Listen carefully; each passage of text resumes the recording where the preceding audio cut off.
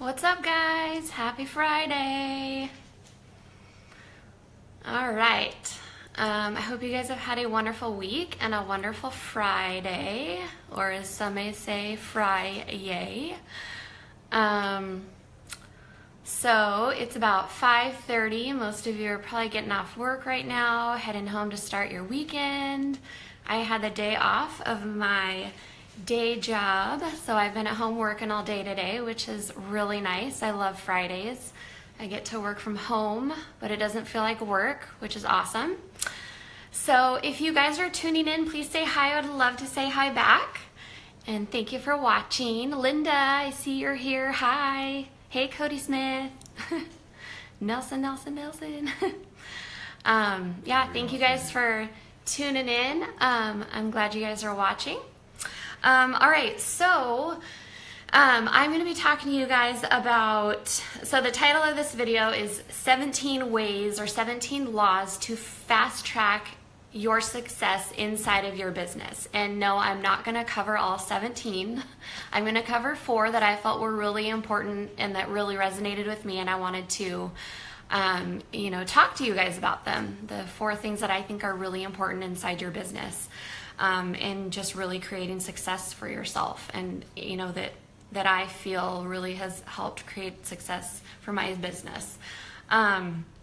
So yeah, these are laws on how to fast track your way inside of your business, whether it be your home-based business, even your brick and mortar business, or could be your 9-to-5 day job. It doesn't matter. That's what I like about these principles, is that they really can speak to anyone.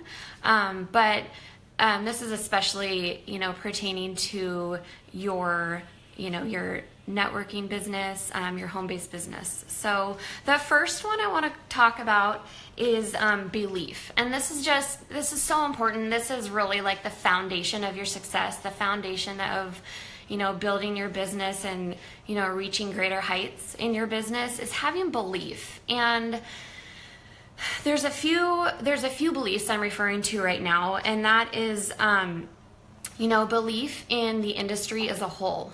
Belief in the marketing industry as a whole. I have it's been about a year now. I've just been following a lot of really big leaders inside of this industry, and it is just so inspiring to hear their stories and to hear their rise to success. And a lot of them have really drastic kind of rock bottom stories. Some of them not so much, but regardless, it's really inspiring to hear their stories of how they've risen to success in this industry. So it's really important to have belief in the industry as a whole, because there are so many successful stories. So also having belief in your products and services, and the company you're with and your team. Because if you don't have belief in your products or services, what's the point, right? And over time, this might change. Some people change companies. They find out what they really are passionate about, or they find a different business model that they're passionate about, or different products. But whatever the case may be, whoever you're with, you need to really believe in those products and services, because that's gonna resonate with other people. That's gonna come out. It's gonna come out of you. It's gonna show in your actions, in your conversations with other people, in your work ethic.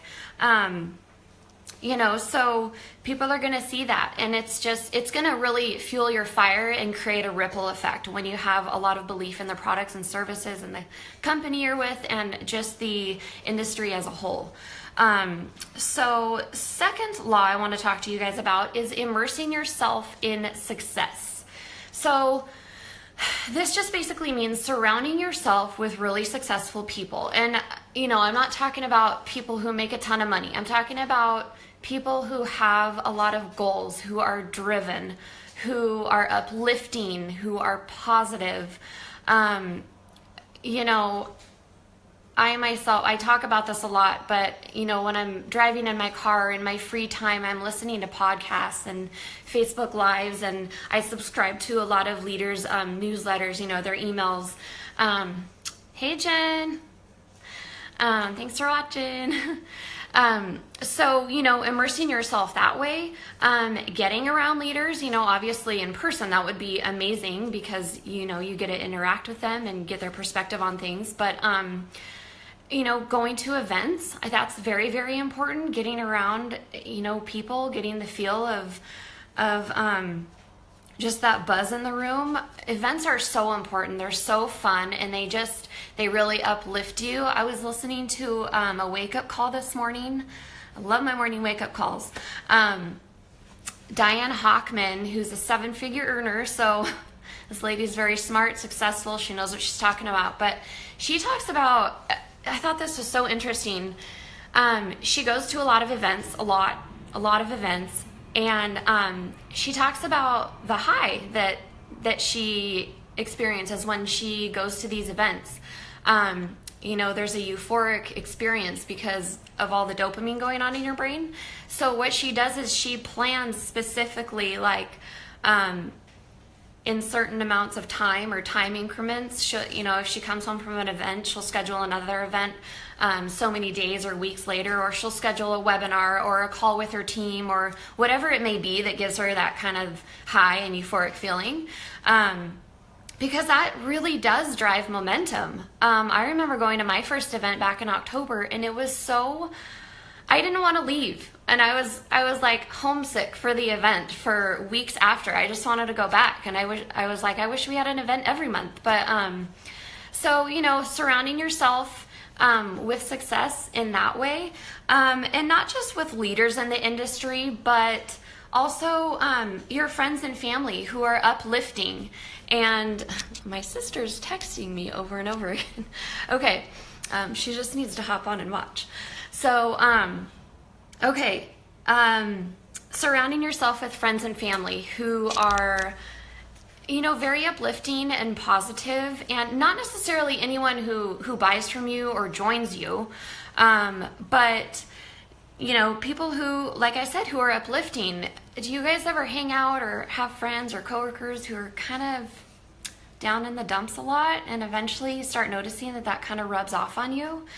You want to surround yourself with positive people, because that's going to, bring positivity into your brain, and that's going to, roll over into your business as well. So, just really hardworking, driven individuals, no negativity. So number 3 I want to talk about is focusing on income-producing activities, IPAs. Not the beer. Just kidding. So yeah, income-producing activities. These are activities that are going to, make you money most of the time. Not necessarily right away in that instance, but over time. So, and you have to find out what those activities are based on your lifestyle, based on, what you're representing, what you're promoting, what company you're with. And your company might have certain activities for you, but you kind of have to brainstorm on your own. And like I said, work that into your own lifestyle and whatever you are promoting. So, but just a few examples of, really focusing and honing in on income producing activities. Yes, Cody, IPAs are good beers, but you've got to do your income producing activities in order to reward yourself with a good beer, right?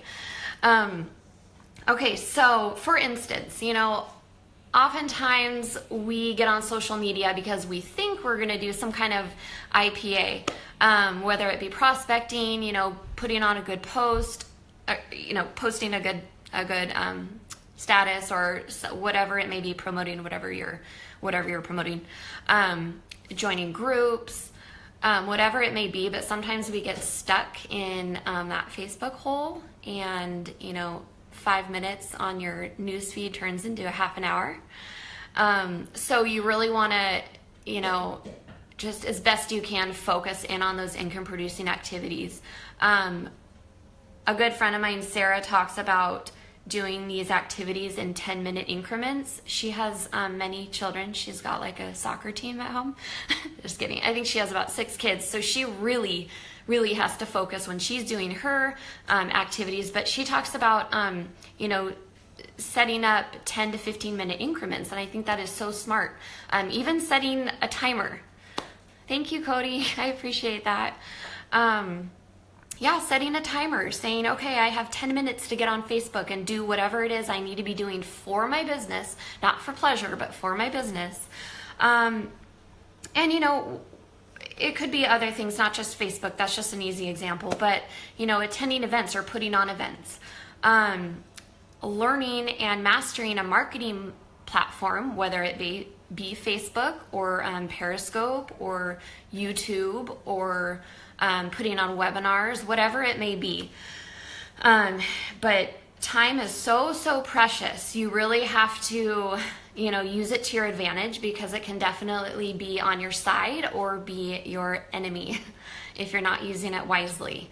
And the fourth thing I want to talk about is making room. And this kind of ties in with principle number 3, but number 4 is just talking about making room for your business, and sacrifice and not procrastinating. So you want to kind of conquer your calendar. Again, I'll just reiterate, maybe setting an actual timer for a half an hour or an hour of working at your business. Obviously you need to have free time, social time, time with your family, your husband, taking time for yourself when it doesn't have anything to do with your business or technology or whatnot. But, when you can really buckle down and focus really hard on your business, you might have to make sacrifices.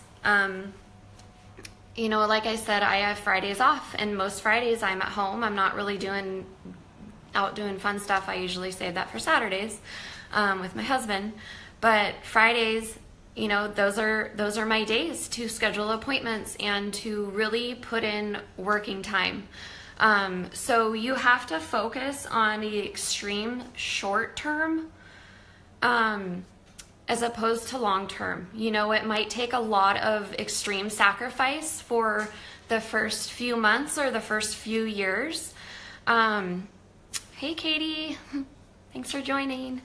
But it's all going to be worth it in the end, right? You got to make sacrifices right now, and it might feel like hell at first, but to get where you really want to be, you've got to make sacrifices and not procrastinate, and just block out time and really buckle down. So, trying to think if there's anything else I missed. I think that's about it. I just wanted to touch on, prioritizing and sacrificing and really thinking about extreme short term versus long term. So if you guys want to hear the other, 13 laws of fast tracking your way to success inside your business, I'm going to put the link in the comments below. And thank you guys so much for watching. I appreciate it, and have a great night and a great weekend. Bye, you guys. See you next time.